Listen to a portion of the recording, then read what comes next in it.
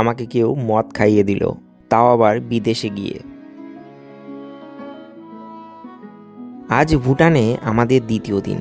রৌদ্রোজ্জ্বল দিনে থিম্পুতে আমাদের ঘুম ভাঙল। তো হ্যালো, গুড মর্নিং ফ্রম বিদেশ অর্থাৎ থিম্পু। এখন বাজে ভারতীয় সময় 7:30 এবং থিম্পুর সময় হিসাবে বা ভুটানের সময় হিসাবে সকাল 8টা। আমরা স্নান টান করে রেডি, কিন্তু এখন বর্তমানে এখানকার টেম্পারেচার 1 ডিগ্রি। গাইড আমাদের কাল বলেছিলেন যে এখানে কিন্তু টেম্পারেচার সকালবেলা অনেকটাই নেমে যায়, রাত্রেবেলা অনেকটাই নেমে যায়। আমি টেম্পারেচারের হিস্ট্রি অনুযায়ী দেখছি যে রাত্রেবেলা -1 ডিগ্রিতে চলে গেছিলো। এখন এখানে কনকনে ঠান্ডা, আমি বাইরে আসলাম কনকনে ঠান্ডা, কিন্তু সারা রাত রুমের মধ্যে রুম হিটার চলেছে বলে ঠান্ডাটা আমার লাগেনি। কিন্তু একটা জিনিস আপনাদেরকে দেখাই, এখানে এখন সূর্যোদয় হয়েছে এবং হালকা হালকা স্নোয়ের ভাব এখানে, এবং দেখুন মেঘ এখানে এসে দাঁড়িয়ে গেছে। পুরো থিম্পু শহর কতটা সুন্দর লাগছে, কিন্তু বাইরে বেরিয়েছি কনকনে ঠান্ডাও আমার শরীরকে জাঁকড়ে রেখেছে। কাল বলে দিয়েছিল যে আমাদের কিন্তু ব্রেকফাস্ট হবে সকাল 8টায়, অর্থাৎ এখনই আমাদের ডাক পড়ে যাবে, আমি জানি। তো এই যে ড্রেসটা পরেছি, প্রবাবলি এই ড্রেস চেঞ্জ করতে হবে, কারণ এই ড্রেসে ঠান্ডা মানাবে না। তার জন্য আমরা সকাল সকাল রেডি হয়ে আপনাদেরকে ইনফর্ম করছি যে আজকে আমরা থিম্পুর লোকাল সাইট সিন করবো। থিম্পুতে কী কী জায়গা আছে সেগুলো ঘুরে দেখব, এখানকার কালচার সম্পর্কে জানবো। একটা দেশে আসলে, একটা নতুন জায়গায় আসলে সেখানকার কালচার সম্পর্কে জানতে হয়, সুতরাং সেই কালচার সম্পর্কে জানারই চেষ্টা করব। এবং হাড় হিম হয়ে যাওয়ার মতো ঠান্ডা, এই 1-1.5 মিনিট আমি ক্যামেরার সামনে বাইরে দাঁড়িয়ে আছি, আমার মনে হচ্ছে হাড় হিম হয়ে যাবে, এরকম অবস্থা, কাঁপছি আমি লিটারেলি।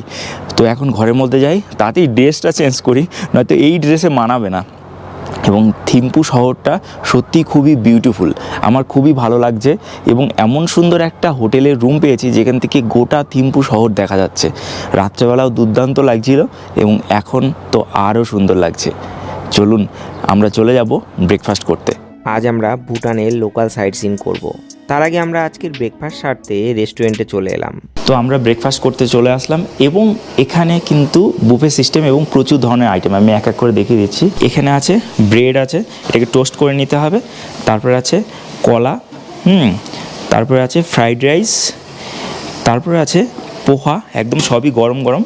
তারপরে আছে অমলেট, এরপরে এখানে এটা দুধ, গরম গরম দুধ।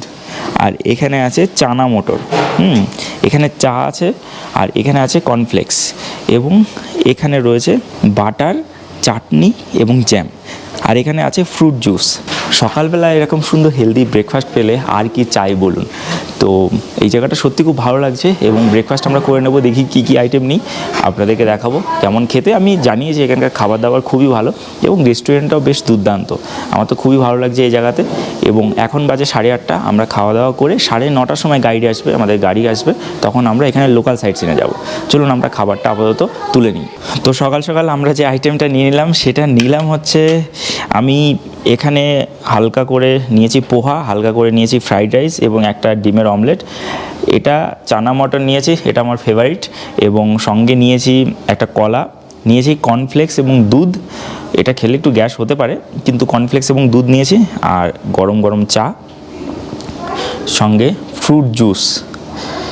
সকালবেলা ব্রেকফাস্ট একদম দুর্দান্ত হবে। দুপুরবেলার খাবার কিন্তু আমাদের বাইরে খেতে হবে, কেমন কি খাবার হবে আমি জানি না, তবে হোটেলের খাবার খুবই সুন্দর আমার দেখে যা মনে হচ্ছে, এবং খেয়েও আশা করি তৃপ্তি পাবো। তো চলুন খাওয়া দাওয়া করে নিই এবং তারপর আপনাদেরকে নিয়ে যাই আমাদের আজকের ডেস্টিনেশনে। হিন্দি গান চলছে আর আমি শিখছি ভুটানিজ। কুজু জাংপোলা মানে হচ্ছে হাই, হ্যালো, গুড মর্নিং, যা খুশি বলতে পারেন। আরেকটা হচ্ছে কাডিং সেলা বা কাডুং সেলা, এরকমই কিছু একটা, যার মানে হচ্ছে থ্যাংক ইউ।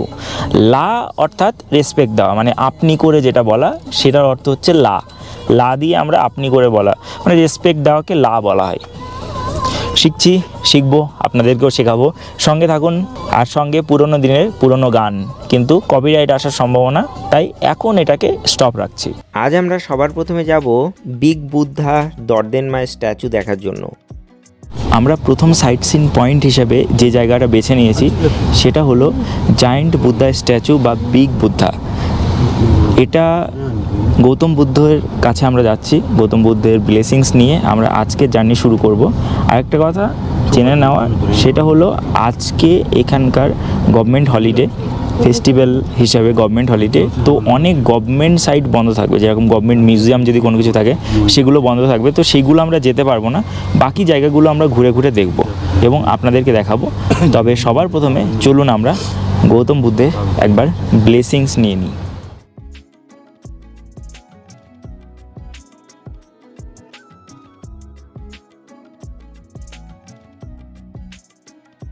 তো এখন আমরা আছি জায়েন্ট বুদ্ধা বা বিগ বুদ্ধা স্ট্যাচু বা বুদ্ধা দর্দেমা স্ট্যাচুর এখানে।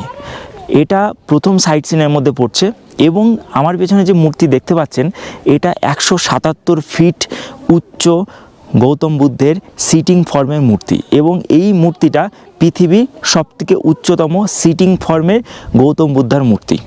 এই মূর্তি তৈরি করতে $100 মিলিয়ন খরচ হয়েছিল এবং এখানকার গাইডের কাছে জানতে পারলাম যে মূর্তির মাঝে 1,08 ইঞ্চির গৌতম বুদ্ধের মূর্তি প্রতিস্থাপন করা আছে এই মূর্তিকে এনলাইট করার জন্য বা মূর্তির মধ্যে প্রাণ স্থাপন করার জন্য। এবং নিচে আছে মিউজিয়াম, যেই মিউজিয়ামের মধ্যে আছে 25,000 ছোট ছোট গৌতম বুদ্ধের মূর্তি। তো আমরা যাব মিউজিয়ামের মধ্যে এবং দেখে নেব। এখানে প্রচণ্ড হাওয়া দিচ্ছে, প্রচণ্ড ঠান্ডা এবং সামনে আপনারা দেখতে পাচ্ছেন যে বেশ অনেকটা জায়গা এখানে রাখা রয়েছে। এই জায়গায় দাঁড়িয়ে সকলে কিন্তু প্রেয়ার করেন এবং খুব সুন্দর একটা জায়গা এবং খুব সুন্দর একটা ভিউ। গৌতম বুদ্ধ যখন বুদ্ধগয়াতে মেডিটেশন করছিলেন তখন ওনার কাছে জিজ্ঞেস করা হয় যে আপনি যে এনলাইটমেন্ট পেয়েছেন তার সাক্ষীকে। তখন তিনি একটা হাত নিচের দিকে রাখেন। তিনি বলতে চান বা তিনি মিনিং করতে চান যে মাদার আর্থ বা আমাদের ধরতিমা বা আমাদের পৃথিবী আমার সাক্ষী যে আমার এনলাইটমেন্ট হয়েছে।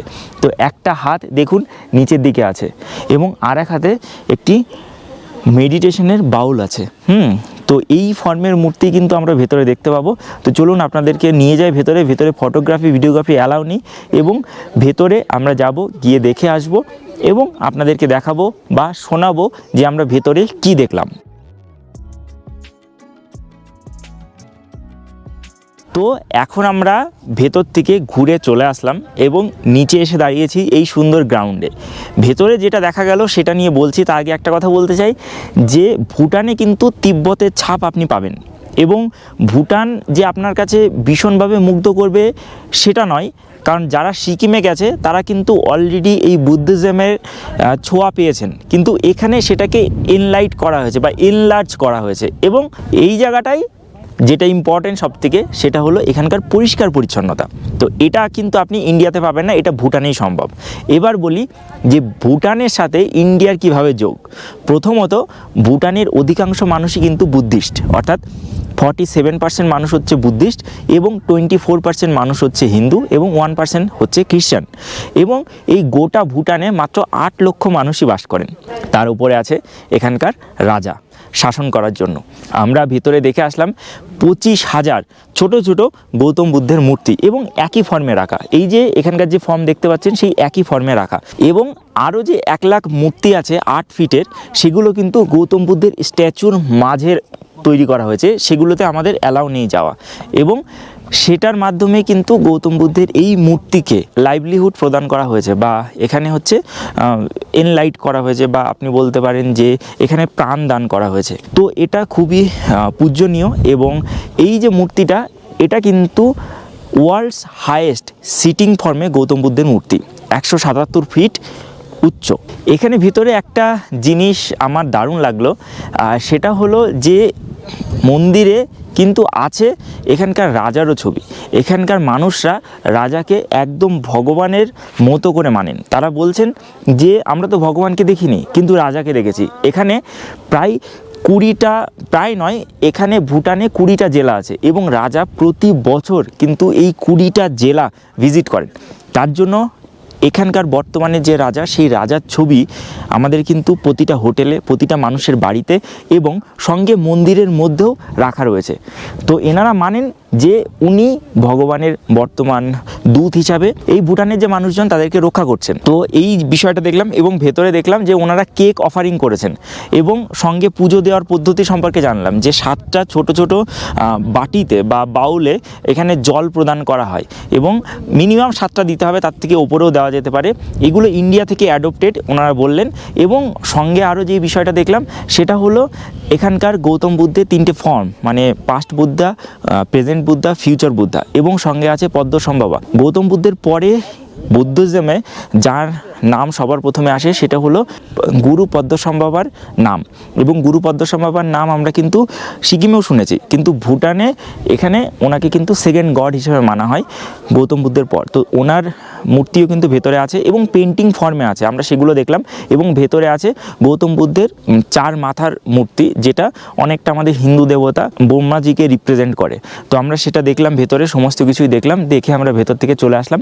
এটা আমাদের ফার্স্ট প্লেস। আমরা এই জায়গাটা আরও ঘুরে ঘুরে দেখব। এটা বড় একটা গ্রাউন্ড, এখানে কিন্তু মানে এই ছোট ছোট করে এই বসার জায়গা রাখা রয়েছে, এখানে কিন্তু প্রেয়ার করা হয় এই সমস্ত জায়গাতে ছোট ছোটোভাবে। এবং এখান থেকে খুব সুন্দর লাগছে, চারিদিকে পাহাড় এবং পাহাড়ের মাঝখানে এই মন্দির বা এই যে জায়গা, এই জায়গাটা কিন্তু অপূর্ব সুন্দর লাগছে। আরেকটা জিনিস আপনাদেরকে দেখাবো আমি সামনে থেকে, সেটা হলো পুরো থিম্পু শহর এখান থেকে দেখা যাবে।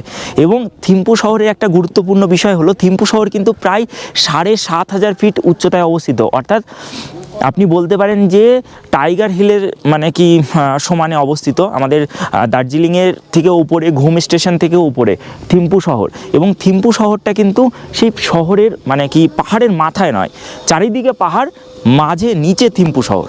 এই দেখুন এখানে কাজ হচ্ছে, কিন্তু গোটা থিম্পু শহর নিচে, মানে চারিদিকে পাহাড়ের মাধ্যমে প্রোটেক্ট করছে এই শহরকে। এই শহর এখানে তৈরির একটাই কারণ, যখন এই শহর তৈরি হয় বাইরের শত্রু থেকে প্রোটেক্ট করার জন্য কিন্তু এইভাবে বানানো হয়। আগে ভুটানের রাজধানী ছিল কিন্তু পুনাখা, এবং পরবর্তীতে সেটিকে স্থানান্তরিত করে আনা হয় এই থিম্পুতে। তো আমাদের এখানে বেশ দারুণ লাগছে, কিন্তু এখন 4 ডিগ্রি সেন্টিগ্রেড, সূর্য আছে কিন্তু ঠান্ডা প্রচণ্ড লাগছে, মানে হাত পাত সব শিকড়ে গেছে। হ্যাঁ, তো আমরা ভেতরে দেখলাম, খুব ভালো লাগলো।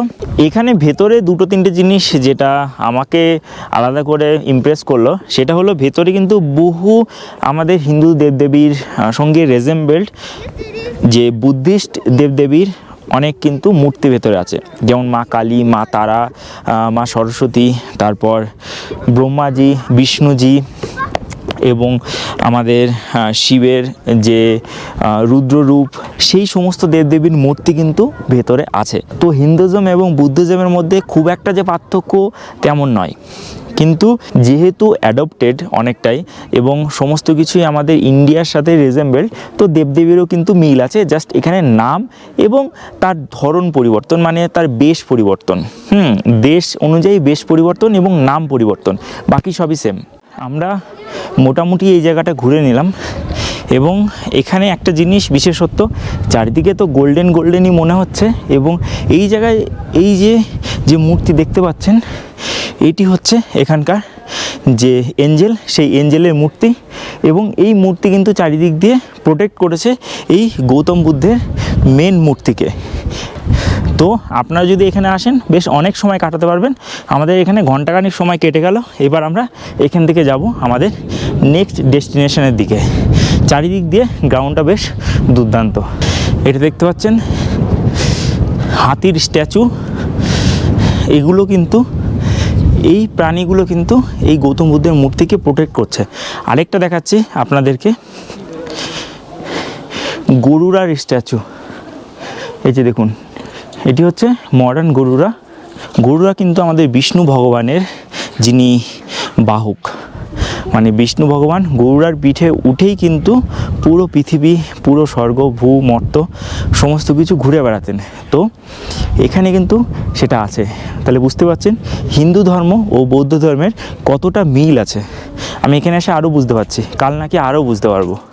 এখান থেকে আমরা এগোলাম দুর্গা মন্দির দেখার জন্য। দেশ হোক বা বিদেশ, মায়ের মন্দিরে এলে এক আলাদা শান্তি বিরাজ করে। বিদেশে কোথাও ঘুরতে এসে না যদি কোনো বাঙালিপনা দেখা যায় বা কোনো ভারতীয় কোনো সংস্কৃতি সেটার সাথে মেলবন্ধন খায়, তখন মনটা না ভরে যায়।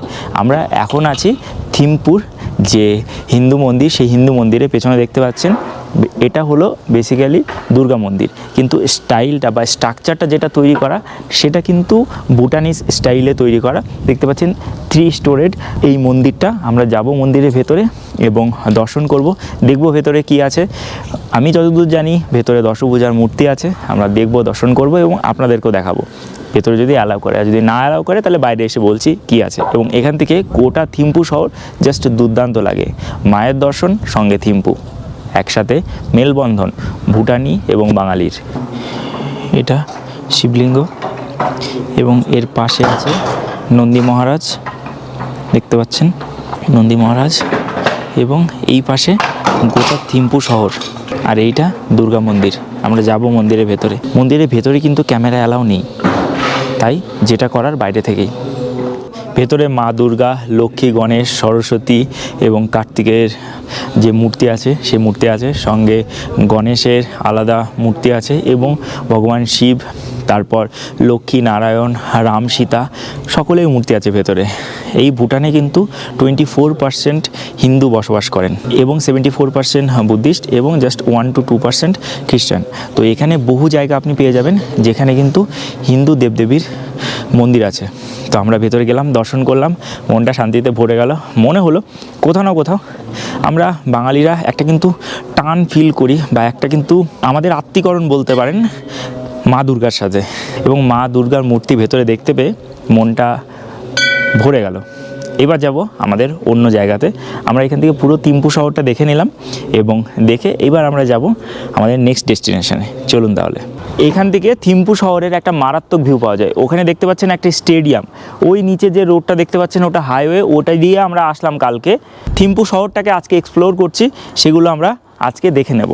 ভুটানে একটা জিনিস আমি দেখলাম, যখন গাড়ি থেকে নামছি গাড়ির ড্রাইভার এবং গাইড দুজনে এসেই পিছনের দিক থেকে 2টো দরজা খুলে দিচ্ছেন এবং আমরা যখন নেমে যাচ্ছি তখন আবার ওনারা কিন্তু দরজাটা আটকে দিচ্ছেন। এবার দরজা আমরা জোরে লাগাচ্ছি কিনা সেটার জন্য করছেন কিনা আমি জানি না, কিন্তু প্রতিবার কিন্তু আসছেন এবং দরজা কিন্তু খুলে দিচ্ছেন।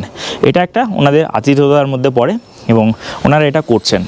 এখান থেকে আমরা রওনা দিলাম আমাদের আজকের সবথেকে ইন্টারেস্টিং স্থান সিম্পলি ভুটান দেখার জন্য। এটি হলো ভুটানের কালচার আপনার সামনে উপস্থাপন করার স্থান। তো আমরা চলে আসলাম সিম্পলি ভুটানে। এটা লিভিং মিউজিয়াম। এখানে এন্ট্রি ফি 1000 টাকা করে পার হেড এবং 1 ঘন্টার এখানে ভেতরে অ্যাক্টিভিটি হয়। আমরা ভুটান সম্পর্কে জানবো, এখানকার কালচার সম্পর্কে জানবো এবং লাইভ এটা জানতে পারবো। এখানে এন্ট্রি টাইমিং হচ্ছে সকাল 9:30 থেকে বিকেল 5টা অবধি। এবং নভেম্বর থেকে ফেব্রুয়ারির মধ্যে সকাল 9:30 থেকে বিকেল 4:30 অবধি। তো আমরা যাব ভেতরে এবং দেখব ভেতরে কী কী আছে, আপনাদেরকেও দেখাবো, সঙ্গে থাকুন।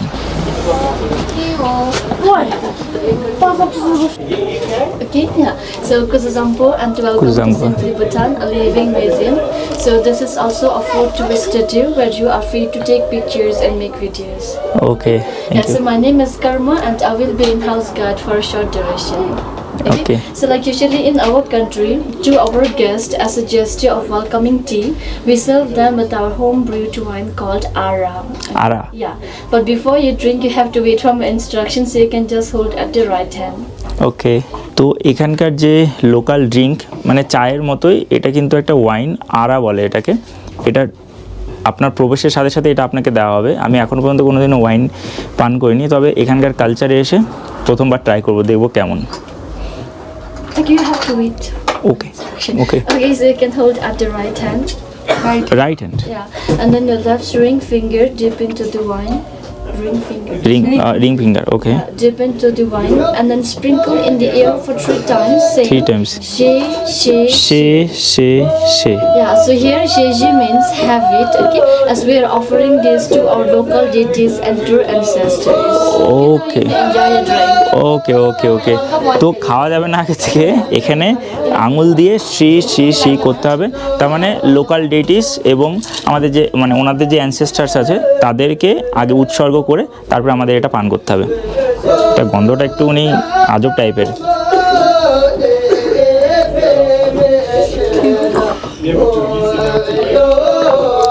Want some more? No thank you. একটু ঝাঁস টাইপের অনেকটা, আমি বলছি বাংলাতে আমরা তাড়ি বলি, অনেকটা তাড়ির মতো লাগছে, মানে যেটা খেজুরের রস একটুকুনি অনেকটা সময় কেটে গেলে যে ঠিক যেরকম হয় ঠিক সেরকম। ফার্স্ট টাইম ভুটানে এসে, প্রথম বিদেশ ট্যুরেই wine. And then our third king, so here our third king, he is known as the father of modern Bhutan because he brought many development activities in our countries like modern schools, hospitals and roads. So you can even see the picture here. This is our third king, okay? And the middle one is India's first Prime Minister Nehruji and his daughter Indira Gandhi. Yeah, so here it's first visit to Bhutan after the country's independence. Okay. And then our fourth king, so here our fourth king, he is known as the youngest king because he became the king at the age of 17. 17. Yeah, because our third king, he have died at the early age Earlier. of 44. So he have to become the king when he was at the age of 17. 17. Yeah. And then our present king, His Majesty Jimmy Gilson Namgyal Wangchuk, and he is known as People's King, like because of his humble personality and of course because of his popularity. Yes. Yeah, so you can see the white scarf here. So in our language we call this as khadar. Khada. Yeah, so here you may have noticed that these white scarves, some are below the portrait and some are above the portrait. Yeah, so here the white scarf above the portrait means the person have already passed away, and below the portrait means the person is still living. You can see our fourth king and the present king, they are still living. Now our fourth king, he is 69 years old. Okay. Yeah, same as our present Khimport chief about of Bhutan, he is 69 years old and he is the head of a religious system. Okay, and there you can see many traditional tools here. So there's a sword, shield and warrior helmet. Like in olden days people used this all for war, and even in present days if you see people hanging those swords at the right side, it means that they belong to the high authority people like prime ministers and kings. Okay. You can even see our fourth king hanging at the right side. Okay, so if you want to have a look. Yes. তো এখানে এসে আমরা কিন্তু দেখতে পেলাম যে এনাদের যে পুরাতন যে শড যে ছিল, যে তরোয়ালগুলো ছিল, সেগুলো কিন্তু এখানে রাখা আছে। দেখাচ্ছি, এ দেখুন, ওয়াও, ভারী আছে কিন্তু। এই দিয়ে যদি কারোর গলাতে ঠেকানো হয় তাহলে কিন্তু কেটে যাবে। ভারী আছে বেশ, এটা 2 কিলো মতো ওয়েট আছে এটা। এবং বি কেয়ারফুল যখন আপনি ইউজ করবেন, এটা এইভাবে রাখতে হবে। ওয়াও, এখানে আরও ইকুইপমেন্ট আছে যুদ্ধের জন্য। আমি আরেকটা জিনিস আপনাদেরকে জাস্ট দেখিয়ে দিই, এই জিনিসটা। এখানে ভুটানের ফ্ল্যাগ আছে এবং এখানে আছে বর্তমান কিং, এবং ইনি হচ্ছেন 5th কিং। তো এখানে নিচে খাদা দেওয়া আছে, আমরা খাদা দেখেছি, লক্ষ্য করেছি, সিকিমেও লক্ষ্য করেছি, তো ভুটানেও লক্ষ্য করেছি। খাদা যেগুলো নিচে আছে তার মানে উনি এখনও পর্যন্ত লিভিং আছে, জীবিত আছে। ভুটানের 4th কিং, ইনি কিন্তু, এনার এখানেও কিন্তু খাদা নিচে দেওয়া আছে, কারণ ওনার হচ্ছে 69 বছর বয়স, উনিও কিন্তু জীবিত আছেন। এবং যে খাদাগুলো ওপরে রাখা আছে তারা কিন্তু অলরেডি পাস্ট অ্যাওয়ে। এবং এখানে আরেকটা ইন্টারেস্টিং বিষয়, ভুটান স্বাধীন হওয়ার পর প্রাইম মিনিস্টার নেহেরুজি এবং এখানে ইন্দিরা গান্ধীজি কিন্তু এসেছিলেন ভুটানে। তো এটা সম্পূর্ণটা আমরা ভুটান সম্পর্কে জানতে পারলাম, ভুটানের রাজা সম্পর্কে জানতে পারলাম। এবার লিভিং মিউজিয়ামের ভেতরে যাব এবং আমাদের গাইড কর্মা আমাদের হেল্প করবেন ভেতরের যে জিনিসগুলো আছে সেই জিনিসগুলো এক্সপ্লোর করার জন্য। চলুন তাহলে, এটা ভুটানের পতাকা। এবার আমরা ভেতরে প্রবেশ করলাম।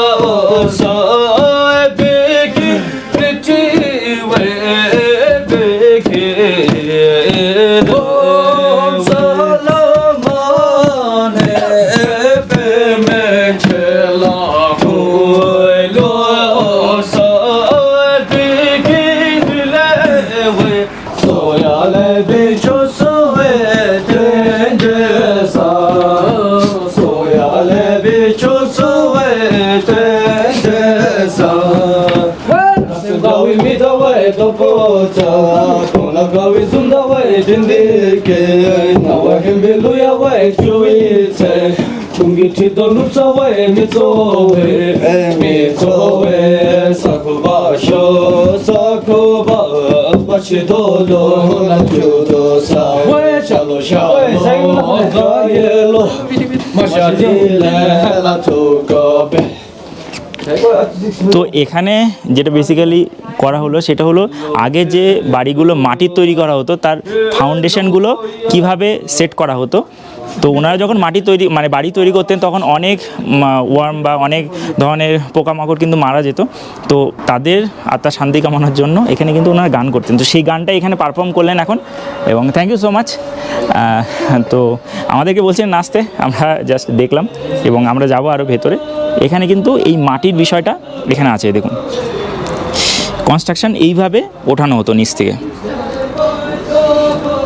You can see this one is religious hand drum. আচ্ছা, Okay. This one is flute and these are fiddles. So you can see these are made out of animal's horn. Okay. And this one is lute, similar like a guitar. Okay. And you can see this part, it's made out of snake skin. Snake skin, Yeah. Wow. And this is hammer, dog, sima, and in our language we call this as young jin, and it's similar like a santur. Santoor. Yeah, so with the help of this black rubber, you can just turn it up like. You can try it. I may try.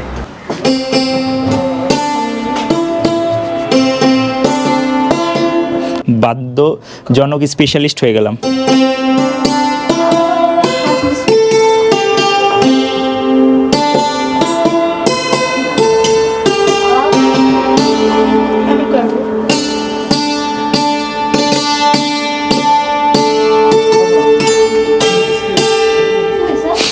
So these all we use to performing at Seju, our annual religious festival. Okay, we can see the red one. So he is known as Acharya, and in Sanskrit word is derived from Acharya, means the teacher. Okay, he is the head among all the monks, and he is also known as a joker. Because while performing a monk dance by other monks, if they make mistakes, he used to correct them in the funniest way so that people won't notice the mistakes. Okay, like he also goes in between the crowds and entertain the people too. You can see the white one. So he is the Lord of compassion, where he will keep the good deeds we have done so far. Lord of physical strength, he will keep the bad deeds, and Lord of death. এখানকার যে local festival হয় সেচো, সেই সময় কিন্তু mask পরে আমাদের যেরকম ছৌ নাচ হয় ঠিক সেরকম এখানে সেচো হয়। তো সেচোর সময় কিন্তু এই মাস্কগুলো পরে এনারা কিন্তু পারফর্ম করেন, এবং এই যে মাস্কটা আছে এটা হচ্ছে মানে আপনি বলতে পারেন অনেক সময় ক্লাউন বা জোকারের মাস্ক। এটা কিন্তু মানে আচার্য যিনি মেন হেড থাকেন তখন কিন্তু উনি পরেন, এবং যখন কেউ মিস্টেক করেন তখন উনি মাঝখানে গিয়ে সকলকে এন্টারটেন করেন, জাস্ট ওটাকে ওভারকাম করার জন্য, ওভারলুক করার জন্য। এবং এখানে পরপর করে মাস্ক আছে, বিভিন্ন মাস্ক, এখানে বিভিন্ন প্রাণীর মাস্ক আছে, যেরকম গরুড়া, যেরকম লায়ন কিং, যেরকম ড্রাগন, এরকম পরপর করে আছে। মানা হয় যে এরকম 4টে মাস্ক মানে 4টে এরিয়াতে ইস্ট ওয়েস্ট নর্থ সাউথ এই ভুটানকে প্রোটেক্ট করেন এনারা। এবং এখানে আছে হচ্ছে সেই পুরনো বেতের বা আমাদের বাঁশের যে মানে ব্যাগগুলো, সেই ব্যাগগুলো এখানে রাখা আছে। এগুলো আগে ব্যবহার করা হতো ক্যারিং করার জন্য। তো আমরা এখানে দেখলাম, এবং এখানে উনি বলতে চাইছেন যে 2 ধরনের ভগবান আছে, আপনি ভালো কর্ম করলে নিয়ে যাবে স্বর্গে, আর আপনি খারাপ কর্ম করলে নিয়ে যাবে নরকে। এবং এখানে ইনি চিত্রগুপ্তের কাজ করেন, এই যে মাঙ্কি গড ইনি চিত্রগুপ্তের কাজ করেন, মানে অনেকটা যমরাজের মতো। মানে কনসেপ্ট বেসিক্যালি একই, জাস্ট নাম আলাদা, স্ট্রাকচার আলাদা, রূপ আলাদা, কিন্তু বেসিক্যালি সব একই। তো আমরা অনেক কিছু জানতে পারছি। এখানে আছে ভুটানের ফেলাস গড বা ফার্টিলিটি সেন্ট লামা দ্রুকপা কিনলের স্থান। Of fertility or phallus garden, but please don't feel shy or offended when I talk about this. Okay, you can see the picture there. So he is known as Lam Drukpa Kinle, the Lord of Fertility, and he is also known as Divine Madman. Okay, because the way he subdued the demons are very different and unique compared to other gods. Like other gods, in order to subdue the demons, they use weapons and tools, but in case of him, he just uses phallus to subdue the demons. So he is known as Divine Madman. Like if you go to Punakha, then there you will get to see a temple called Chimi Lagam, the temple of fertility, and he is the founder of that temple. Like couples who have fertility problems, they can go there, get the blessings, and they were gifted with a child. Okay, do you know our national animal? টাকিন। Yeah, you can see the picture. Our national animal is takin, and he is the creator of a national animal.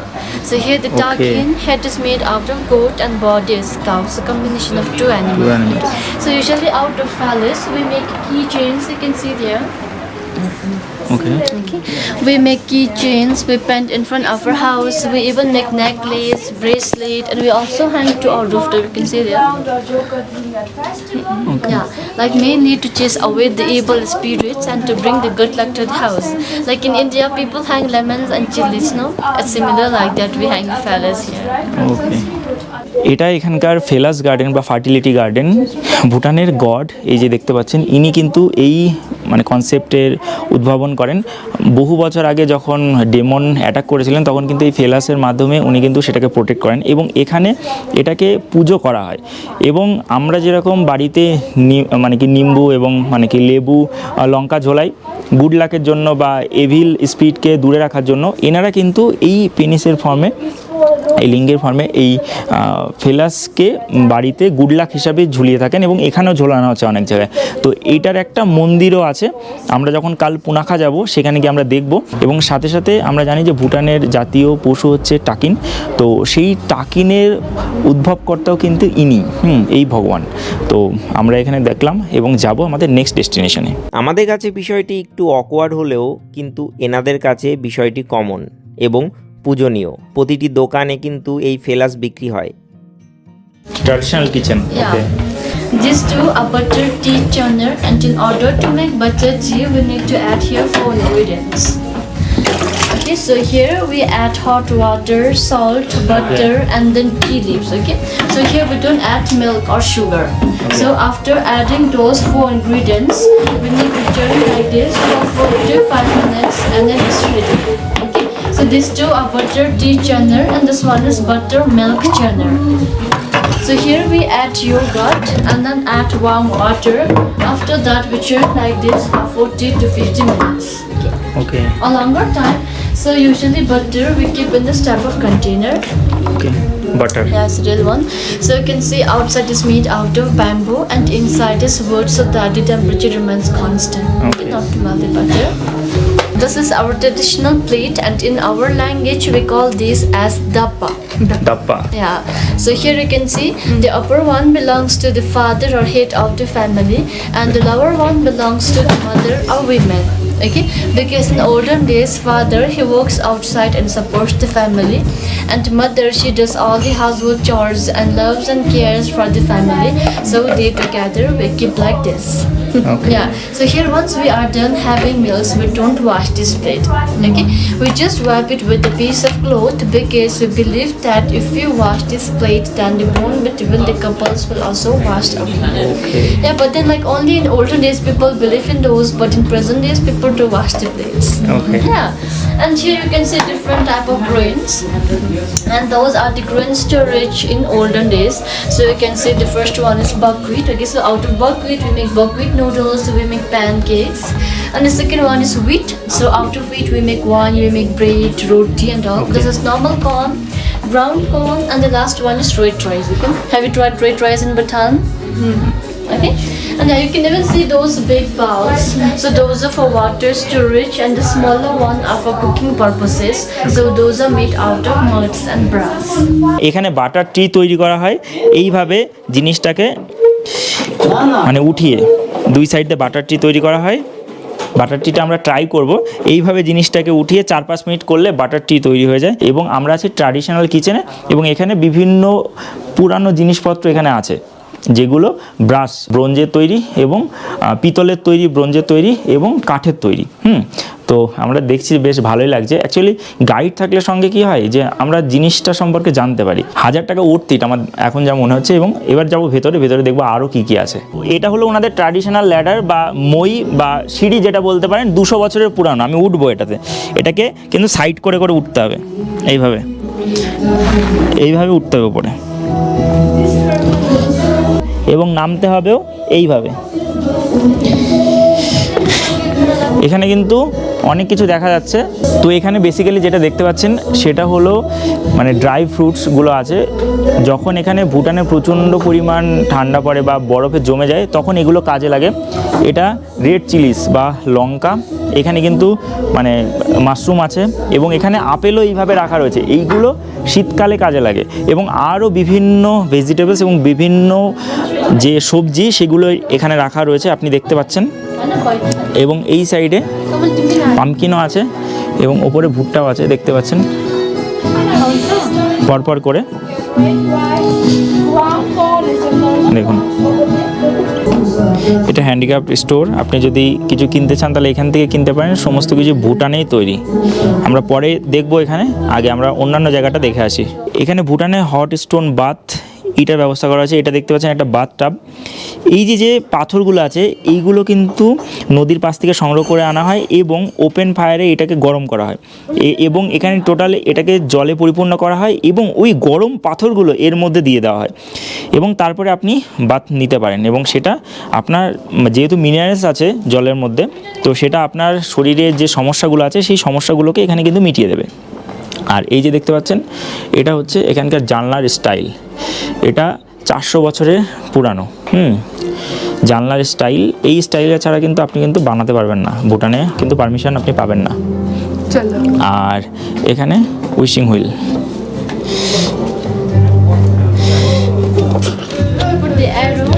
And then here you can either put your 2 finger like this or you can pinch like this, okay? Just the arrow, not the string. So here I prefer putting this finger, okay? Push it. And we have to put, okay? You have to lift your right elbow and from here you have to aim the target.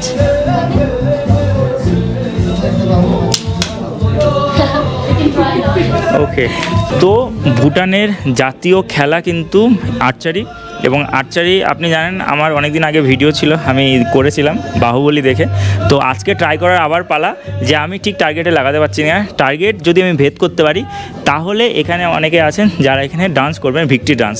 এবার try করব, একটা নয় অনেকবার try করব, করে করে দেখব। You have to stay like this, turn that side. Okay And pinch. Okay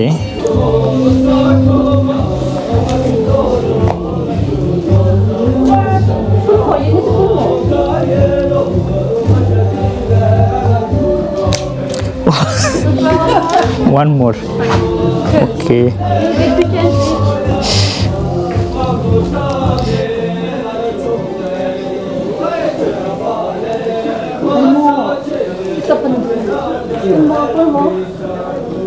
Focus more at the right side, down. More at the right side. Right. Wow. I have made it. We can join the dance with them now. নাচ শুরু হচ্ছে।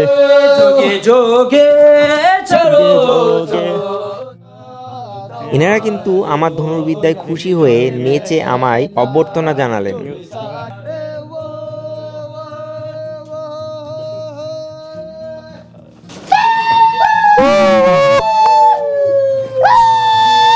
Thank you. এই যে জানলার style আপনারা দেখতে পাচ্ছেন, structure আপনারা দেখতে পাচ্ছেন, এই স্ট্রাকচারে আপনার বাড়ি বানাতে হবে ভুটানে। ভুটানিজদের এই স্ট্রাকচারে যদি মানে কি বাড়ির জানলা না হয় তাহলে কিন্তু বাড়ি বানানোর পারমিশনই পাবেন না। তো এটা হলো লোটাস স্টাইল। সবার বাড়িতে, সবার হোটেলে, ইভেন হসপিটালেও এই স্ট্রাকচার আছে উইন্ডোতে। তো এটা ম্যান্ডেটরি অল ওভার ভুটান। আপনি ঘরের মধ্যে যা খুশি করতে পারেন, যা ইন্টেরিয়ার করতে পারেন, কিন্তু বাইরের সাইডে জানলার স্টাইল এরকম হতে হবে। আমার ইচ্ছা আছে যদি কখনো বাড়ি বানাই নিজের জমির ওপর তাহলে এই স্টাইলের, টোটালি ভুটানিজ স্টাইলের আমার স্ট্রাকচার বানাবো, ইচ্ছা আছে। এখন জানি না কী হবে। এখানে দেখো ট্র্যাডিশনাল যে জাতা টাইপের আছে, এইগুলো আমরা গ্রামে দেখেছি দিদিমারা এটাকে ইউজ করতেন। এবার আমরা যাব রেস্টুরেন্টে, ট্র্যাডিশনাল রেস্টুরেন্টে। এখানে কিন্তু নাচ করে আপনাদেরকে দেখাবে।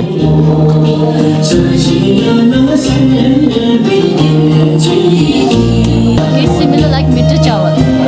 Mita chawal and what is Butter tea, yeah. butter tea? This Okay. is roasted rice. So these you can add in a butter tea and have it. Okay. Okay, so if you want support, let me know. Okay, okay. After this, they will perform one more dance, and after that, you can rest and you can join the dance with them. Okay. আমরা গেলাম এখানকার cultural ঘরে। এখানে পরিবেশিত হলো মুড়ি এবং local চা। প্রথমবার খেলাম, একটু আজব হলেও খেতে দারুণ লাগলো। তো এখানে ডান্স পারফরমেন্স চলছে এবং এখানে কিন্তু ঠান্ডা প্রচণ্ড, তার জন্য রুম হিটার আছে। এবং এখানে আমরা এসে পেয়ে গেলাম এই যে বাটার টি, যেটা তৈরি হলো বা দেখলাম যে কিভাবে তৈরি হয়, সেই বাটার টি এখানে আমরা পেয়েছি। এবং সঙ্গে রাইস টাইপের একটা দিয়েছে, আমাদের পোলাও টাইপের আপনি বলতে পারেন। এবং এটা আমরা কিন্তু হোটেলেই খেয়েছি, যেটা হচ্ছে মুড়ি ভাজা বা চাল ভাজা, যেটাকে বলে চাল ভাজা টাইপের। তো আমরা এখানে ট্রাই করব এটা কেমন।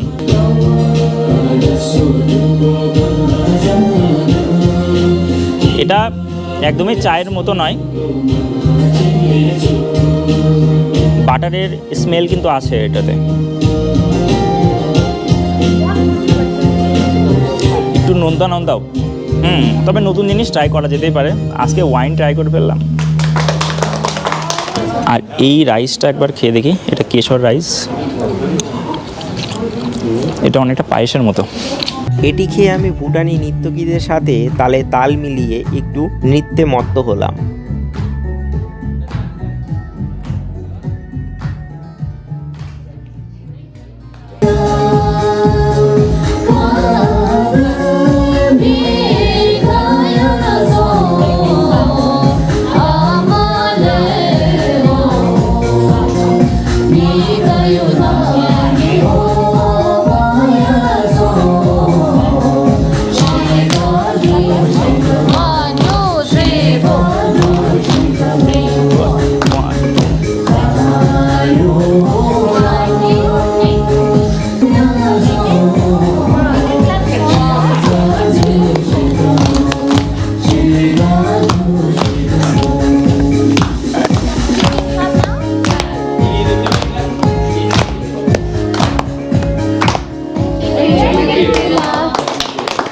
তো এখানে আমাদের নাচ গান সবই হলো এবং লঙ্কা দেখে খেতে মনে হচ্ছে। এখানে ওনারা অনেক ধরনের ভুটানিজ ফুডের কথা বললেন, যেগুলো ট্রাই করতে বললেন, অথেন্টিক ভুটানিজ ফুড ডিশ, সেগুলো আমরা ট্রাই করব। আজকে একটা ট্রাই করব মাশরুমের চিজ মাশরুম, হোটেলে বলা আছে। আজকে হোটেলে কেউ নেই, শুধু আমরা দুজন। মানে ওনারাই বললেন যে আজকে আর অন্য কোনো গেস্ট নেই, সব গেস্ট চেক আউট করে যাচ্ছে, আপনারাই দুজন, তো কী খাবেন বলেন। তো আমরা বললাম। আর এখানে আরও 4-5 দিন আছি, দেখবো 4-5 দিনে কী কী আমাদের এক্সপ্লোর করা যায়। এবং এখানে অনেক কিছু আমরা দেখতে পাচ্ছি যেটা আমরা গ্রাম বাংলার সাথে তুলনা করতেই পারি। যেরকম এখানে কুলো আছে, দেখতে পাচ্ছেন। এগুলো শহরের মানুষ কতটা রিজেম্বল করতে পারবেন জানি না। এই দেখুন নাঙল, এই যে পাটি, এগুলো সব গ্রামের। আমরা কিন্তু গ্রামের এই কালচারগুলো এখানে দেখতে পাচ্ছি। এই যে দেখুন এখানে আছে বাকেট, এগুলো কিন্তু গ্রামে এখনও চলে। আপনারা গ্রামে গেছেন কিনা জানি না। আর এই যে স্ট্রাকচার যেটা বললাম, আর এটা ষাঁড়ের মাথা।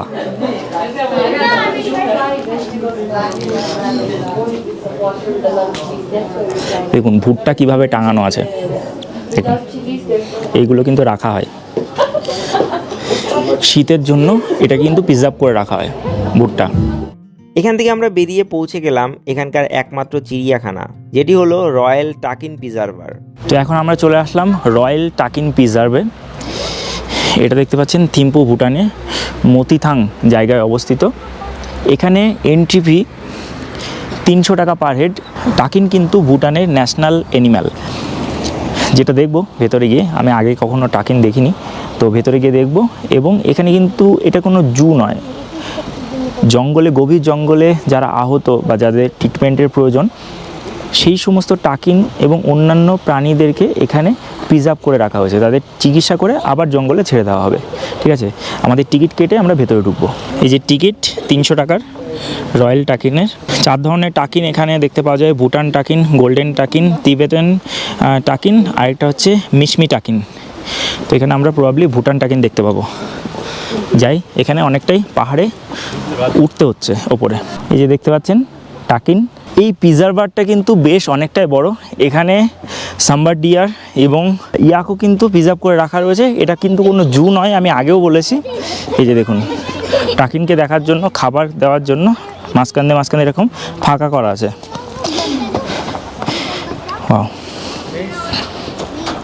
এর মাথাটা ছাগলের মতো এবং পেছনের অংশটা কিন্তু গরুর মতো। এই দেখুন নড়ছে, আমাকে দেখেই নড়ছে।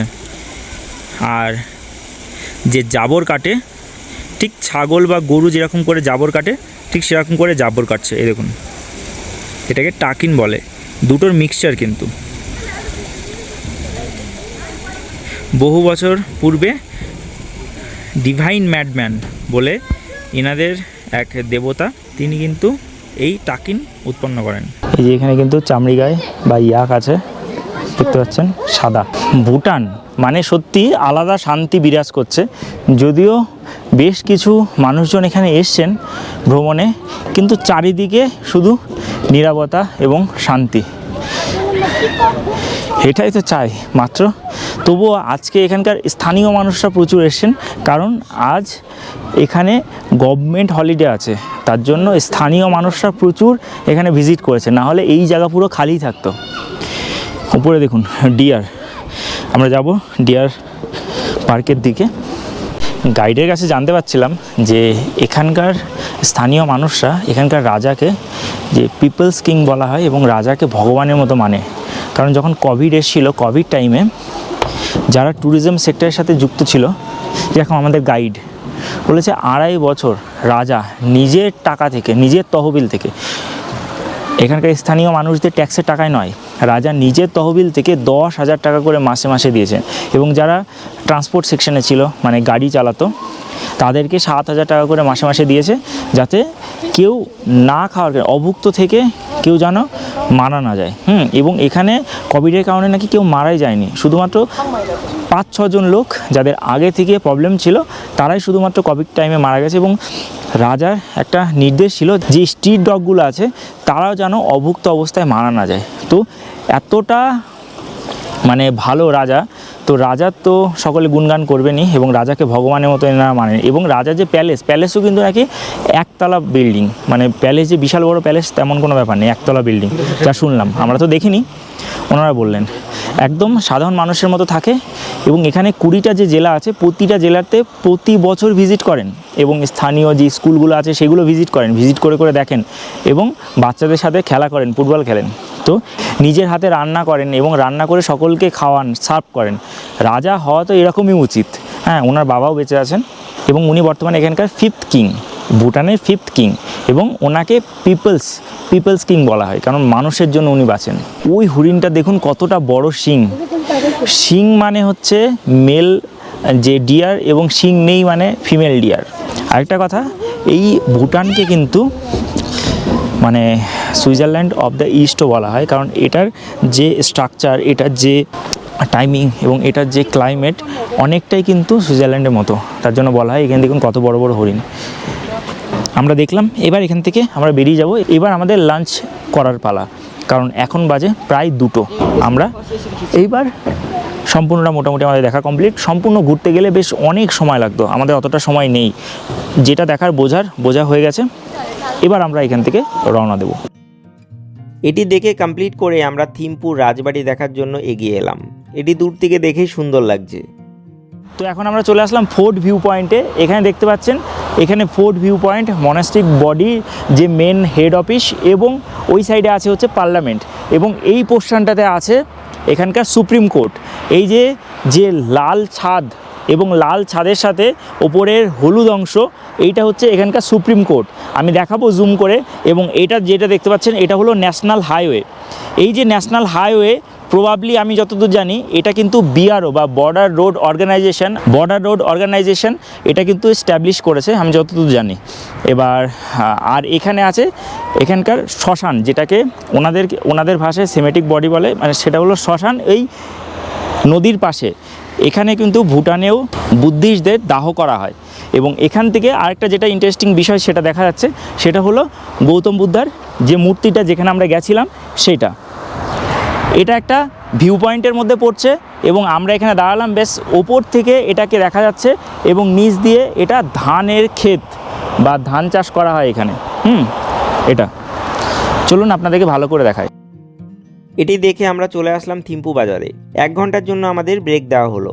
দুপুরের লাঞ্চ সারার জন্য। এটা ভুটানের ক্লক টাওয়ার বা থিম্পুর ক্লক টাওয়ার। এটা হার্ট অফ দ্য সিটি, এটা শহরের একদম পুরো মাঝে অবস্থিত। আমাদের এখানে 1 ঘন্টার জন্য ছেড়ে দেওয়া হলো যে যাও ঘুরে দেখে নাও থিম্পু শহরকে এবং খাওয়া দাওয়া করে নাও নিজের মনের মতো। 1 ঘন্টা পর আবার আমাদের চলে আসতে হবে এখানকার যে পার্কিং আছে সেখানে। এবং এখানে কিন্তু অনুষ্ঠান হচ্ছে, বিভিন্ন দোকান বসেছে। বেসিক্যালি বলতেই পারেন আমাদের যেরকম দার্জিলিংয়ের ম্যাল রোড ক্লক টাওয়ার, ঠিক যেরকম গ্যাংটকের এমজি মার্গ, ঠিক সেরকমই এই থিম্পুর ক্লক টাওয়ার এরিয়া। এখানে কিন্তু চলছে, দেখুন বাচ্চাদের জন্য এই বেলুনের ব্যবস্থা করা হয়েছে, এখানে নাচাকুতা করছেন এবং আজকে এনজয় করছে। আজকে এখানকার হলিডে, গভর্নমেন্ট হলিডে, এবং এখানে কিন্তু বিভিন্ন জিনিস বিক্রি হচ্ছে, আপনারা চাইলে কিনতে পারেন। এবং এখানেও ছোট ছোট রেস্টুরেন্ট আছে, আপনারা চাইলে খাওয়া দাওয়া করতে পারেন। এই যে ক্লক টাওয়ার।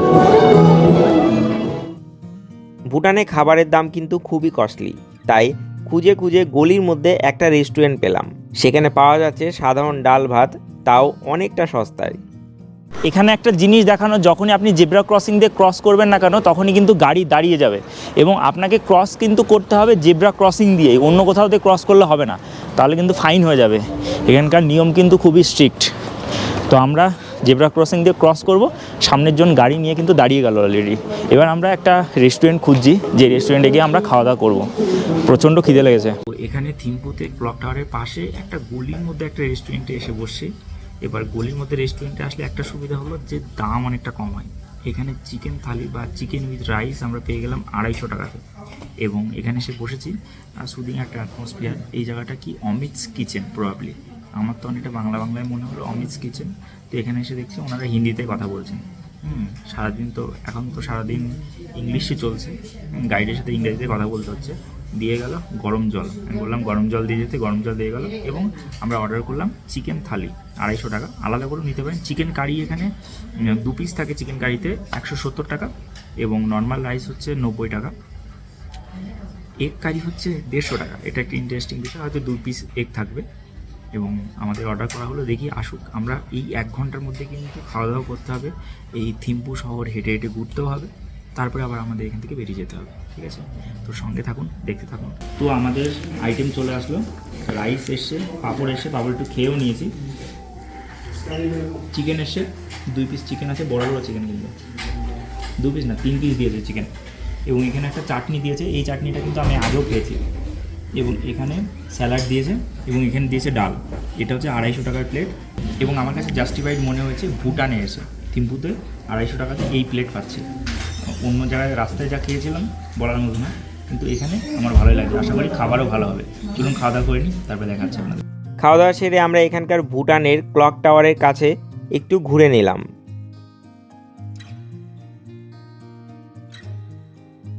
বিকালে আমরা গিয়েছিলাম এখানকার একমাত্র স্টেডিয়াম দেখার জন্য, যেটি কাল রাতে আমাদের হোটেল থেকে দেখা যাচ্ছিল।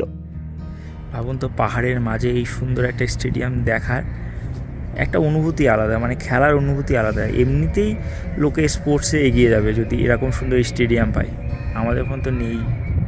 স্টেডিয়াম দেখে তার অপর পারে একটি পার্কে আমরা চলে আসলাম। পার্কে আছে বেশ স্থানীয় মানুষের ভিড়, পাশ দিয়ে বয়ে গেছে নদী। জায়গাটি নিশ্চিতভাবে আমাদের মন কেড়েছে। তো আমরা আছি এই ওয়াকিং বুদ্ধা যে গ্রাউন্ড আছে, সেই ওয়াকিং বুদ্ধা গ্রাউন্ডে বা করোনেশন গার্ডেনে। এখানে দেখতে পাচ্ছেন স্ট্রাকচার তৈরি করা আছে, জানলার স্ট্রাকচার। এটা হচ্ছে লোটাস স্টাইলে, লোটাস, টোটালটাই লোটাস। এরকম যদি স্টাইল আপনি আপনার বাড়িতে না করেন, তাহলে আপনি ভুটানে বাড়ি বানাতে পারবেন না, মানে পারমিশনই পাবেন না, গভর্নমেন্টের কাছ থেকে কোনো পারমিশনই পাবেন না। এবং দরজাটা দেখুন, দরজাটা তুলনামূলক অনেকটাই ডাউন, যাতে ঘরের মধ্যে প্রবেশ করতে গেলে মাথা নত করে ঘরের মধ্যে প্রবেশ করতে হয়। ঘরের মধ্যে প্রবেশ করতে গেলে মাথা নত করে ঘরের মধ্যে প্রবেশ করতে হয়। এখানে ঘরের 2 ধরনের স্টাইল আছে, রুফের বা আমাদের যে ছাদ আছে সেই ছাদের। গ্রিন থাকলে আপনার local normal property, private property. লাল রুফটপ থাকলে গভর্নমেন্ট প্রপার্টি। তো এটা এখানকার নিয়ম। এবং এখানে 5 ধরনের গাড়ির নাম্বার আছে, আমি বলে দিই এক এক করে। বিপি মানে ভুটান পুলিশ, বিটি মানে ভুটান ট্যাক্সি, আর বিজি মানে ভুটান গভর্নমেন্ট, বিএ মানে ভুটান অ্যাডমিনিস্ট্রেশন। তো এই গাড়ির নাম্বারগুলো এখানে আছে এবং সব লাল, গাড়ির নাম্বার সব লাল। এখানে পেট্রোলের বা ডিজেলের দাম একদম কম। আমি নিয়ে যাব আপনাদেরকে এখানকার পেট্রোল পাম্পে একদিন, তো দেখাবো কত করে ডিজেল বা পেট্রোলের দাম, একদমই কম। আমরা এখানে আসলাম, এখানে পাশে একটা নদী বয়ে গেছে, আমি আপনাদেরকে সেটা দেখাবো। আসুন, দেখুন কত সুন্দর লাগছে এই নদীর জল, মনে হচ্ছে কোনো বিদেশ থেকে কম নয়।